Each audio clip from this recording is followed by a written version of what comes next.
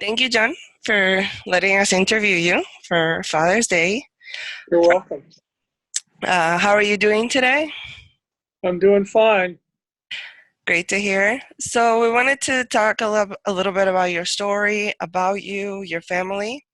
So, if you could just kind of get us into it and start with telling us about yourself, where you're from, and how you got started in all this. Well, I was born in Walter Reed Army Hospital in Washington, D.C., and Okay. grew up in Alexandria, Virginia. Went to public high school there, played football and track and wrestled, and Okay. then graduated and went on to the University of Virginia for my undergraduate degree, where I majored in psychology. And that's where I got involved in the military. Oh, My wow. father was a career officer, and he suggested that I try. He didn't push me, but he said it would be a good idea to test out your interest in the military by joining the ROTC. Okay. So I joined the Army ROTC, and after I graduated, I was commissioned as a second lieutenant, and Very that nice. started my career. Wow, that's impressive. Um, so, going into a little more detail, um, when was this? Like around what time? It was 1967 when I was graduated and was commissioned as a second lieutenant. Then I went on to officer basic school at Fort Bliss, Texas. Okay. And after I finished there, I was assigned to a Hawk missile unit in West Germany. Well, it was West Germany then. Um, and I worked as a platoon leader in one of the batteries, and then I was promoted to first lieutenant and was then appointed as battalion adjutant Wow. for my colonel.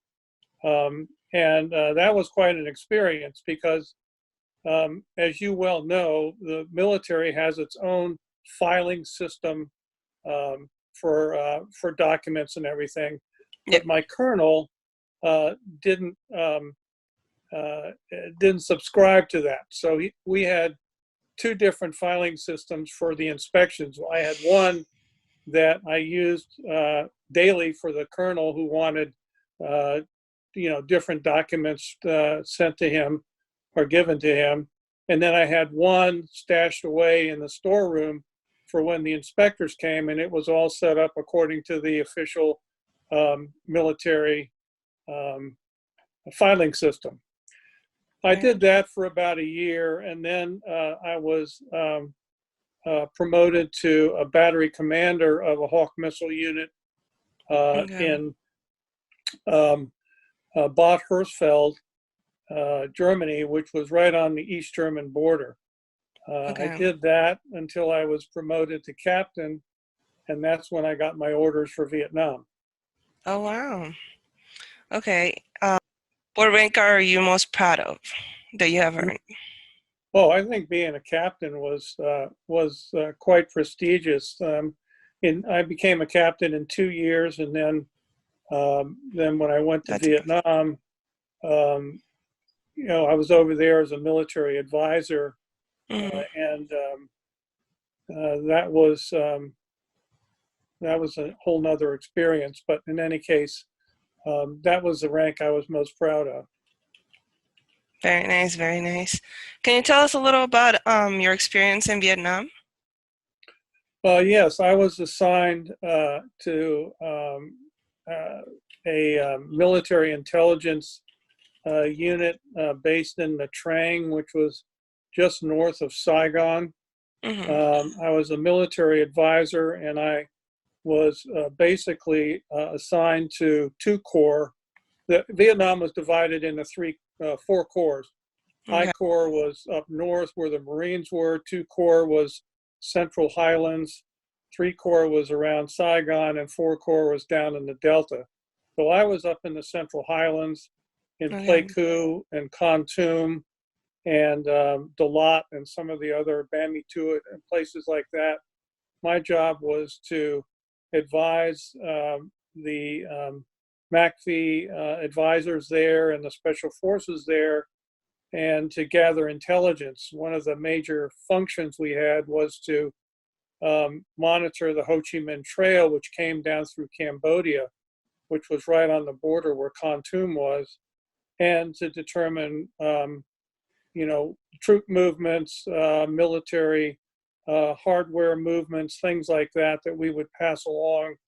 And every now and then we would capture a Viet Cong or North Vietnamese and get them back to base to interrogate them and that sort of thing. So I traveled around a lot on an airline called Air America, which was a CIA airline, Okay. and just kind of did intelligence work and that sort of thing. And interesting, very interesting. You've been to with the military.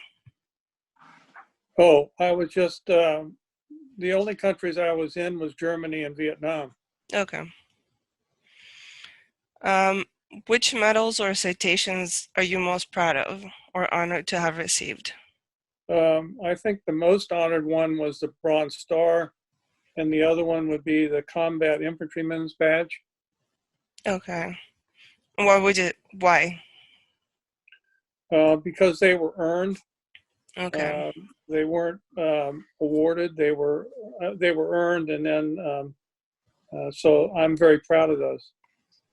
And you sure do. Do you have any other, have you received any other medals besides those? I had a Vietnamese cross um, that was given to me by the South Vietnamese Army and the mountain yards that we advised up in the highlands. Wow. Okay. Tell us about some special people you met throughout your military career that you remember. Oh gosh, it's been so long. Anybody that stands out, maybe, that made a difference while you were in the military? Well,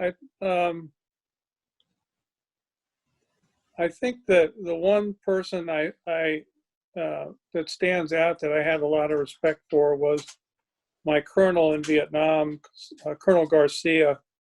Um, he was um, he was on his third tour, and I always ask him about why in the world would you want to come back three times? Mm-hmm. And he told me that his philosophy was that God had this big book up in the sky, and he turns a page, and if your name's on that page, you're going to die. But it doesn't matter where you are. It could be in Vietnam. It could be you get run over by a bus. Mm-hmm. So he was fatalistic in that sense. Um, but it made me think about, um, you know, how do you look at your service when you're in combat? And so it was quite an interesting reveal to me. Sounds interesting. What would you say is the best and worst military food they served you? Well, the worst food was the sea rations that we got in Mm-hmm. Vietnam. And when we were out on patrol and things like that, we ate off the economy, which was, um, and the mountain yards were with us. We would eat monkeys and snakes and things like that. So none of that was very appealing. Yeah. I guess the best food I had was in the officers' clubs in Germany. Okay. Okay. Um, tell me, do you have any funny stories that you can think of that only people in the military would experience?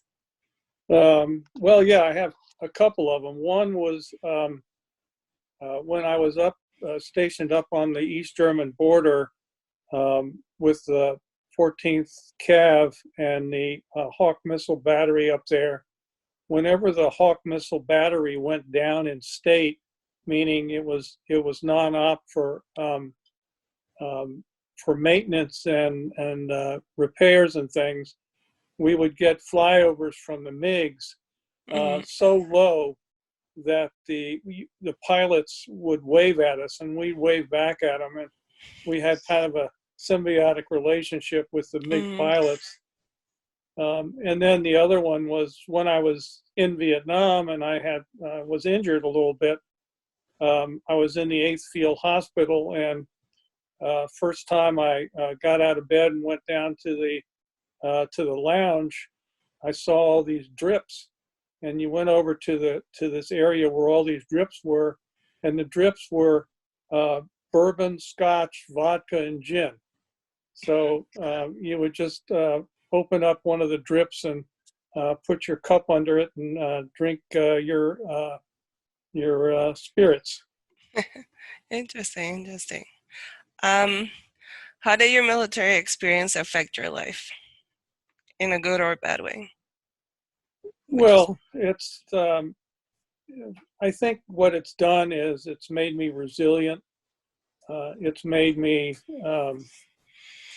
patient, um, and it's given me a sense of uh, personal responsibility, uh, willingness to take on responsibility, willingness to be responsible for your own actions, Mm-hmm. and to be mindful of your colleagues, because in the military, your colleagues can make or break you in terms of living or dying in a combat zone and in a garrison zone, in a Mm-hmm. garrison situation. Um, they help you accomplish your mission. So being mindful of work colleagues has been one of the residual effects of the military. Was your dad in the military? Yes, he was a career officer. Um, he was at the Battle of the Bulge in World War II, and he was on MacArthur's staff when the war ended, and when MacArthur was over in Japan, and I was there as a little kid. Oh, wow. And then he was in Korea, and then he retired, became worked in the government after that. Okay. And how do you like working in the military Order of the Purple Heart Foundation? How'd you end up here, basically? Well, I had a long career in the private sector.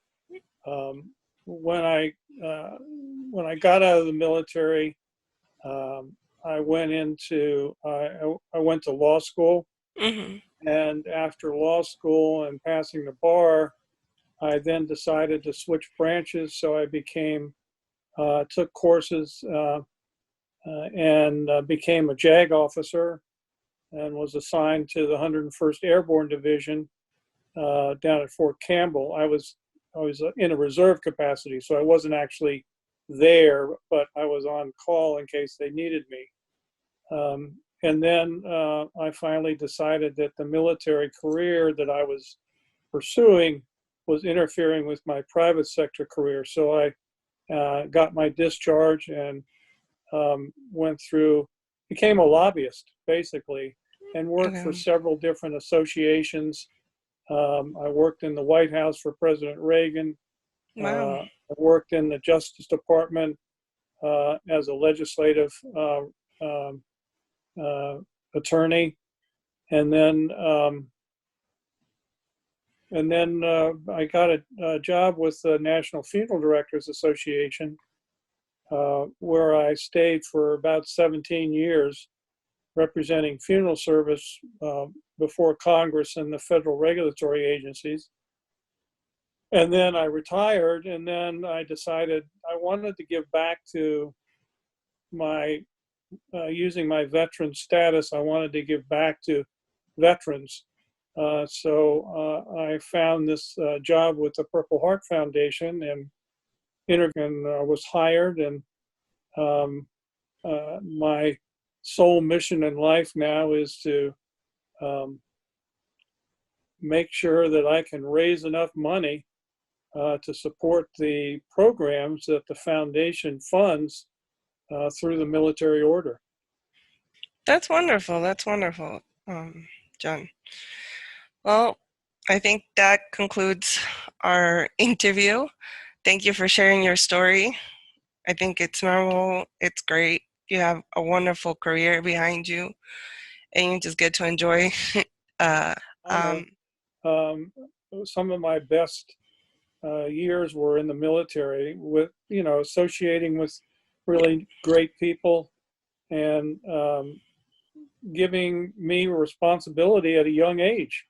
I mean, Definitely, definitely. just a kid out of college, a rookie. All of a sudden, you're battery commanders, or your military advisor and stuff. I mean, um, it was quite a wonderful experience. I bet. I bet. And like I said, thank you for your service. We are very grateful for it. Well, you're